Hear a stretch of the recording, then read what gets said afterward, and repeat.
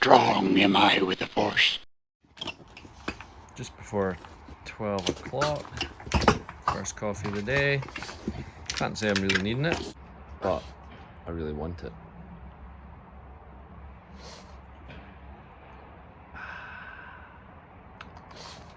Perfect. Only got 2.5 hours to go of the 16. Nay bother. 2:15 on Saturday, so we'll break my fast about 2:30. Maybe I might actually leave it a bit later because I'm feeling pretty good. Just doing a bit of editing for YouTube videos. Also just received a book in the post, a recommendation from a very good friend who was originally started off life as my boss, but I count him as a really good friend now. He's been keeping a track of what I've been up to, although we haven't seen each other for a long time, and he recommended reading this book, and I'm going to Dubai tomorrow on a plane. So perfect opportunity to get reading. So I'll maybe do a bit of a review on that in the future.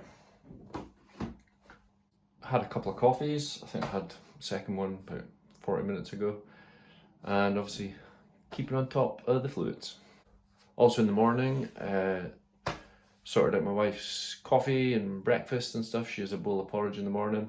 And I just realised that's kind of something I've kind of forgotten about almost, is that before I started intermittent fasting, the thought of not eating but being around food was a bit daunting, because it's difficult. You might not be eating, but you might be around other people that are eating. Or, like I was this morning, you might actually have to prepare food for other people, kids, wives, whatever. So that can be something difficult to get your head around. So let's just say, for argument's sake, you're having to make your kids breakfast every morning, and that's when you typically eat as well. You might think, well, how am I going to do that and not eat? It's like, that just seems madness. But when you get into it and you get on top of the intermittent fasting, you'd find that being around food, opening cupboards and seeing sweets and biscuits or whatever it might be, it doesn't become a problem anymore. You just are set about doing your fasting. You're not hungry, so you're not looking in that drawer going, ooh, what am I going to eat now? You know what you're doing. You're fasting and you're drinking your fluids, and that's all you need to do. So you'll find that you can I've prepared like full-on meals for my family when I'm in a fasted state. I've been out and they're all tucking into whatever it is they want to, maybe at a restaurant, and I'll maybe just have water or whatever and just wait. It doesn't happen that often. Generally sort of plan life around not doing that. It's a bit unsociable, but if I was really wanting to go for it and fast, then nothing will stop me.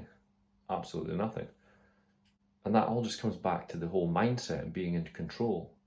I could, if I wanted to, just stop fasting and eat if I so wanted to. But equally, I've got that self-control that I can decide, well, I don't care if all these people are eating around me, they're tucking in ice creams or whatever it might be. And obviously the worst thing can be really nice smelling foods, because that can kick off things in your brain. But all those things don't bother me anymore. I can continue to fast without issue. And, you know, I'm at work and I often get offered by people, I'm going out for lunch, you want me to grab you something from the butcher, like a pie or whatever, and I'll be like, no, I'm fasting today. I'm not eating until 2:30. And that's it. Don't even have to think about it. It's not a problem. So I just thought I'd touch on that because it definitely is something that could be a bit of a mental roadblock, and it's something that you won't actually come to know until you do it. But just know that if it is something that's on your mind, it is an area where you will be able to control that. You won't be forced into eating. You will be able to just continue on fasting if that's what you really want to do. But equally, if you want to be sociable and sit down and maybe you just bump into a friend, you want to come for a coffee and a cake, you think, you know what, that's more important. Sitting down and having a chat with this person, catching up with them over a coffee and a cake, that's more important than fasting today. And you can make that decision because you're in control, and intermittent fasting isn't a diet.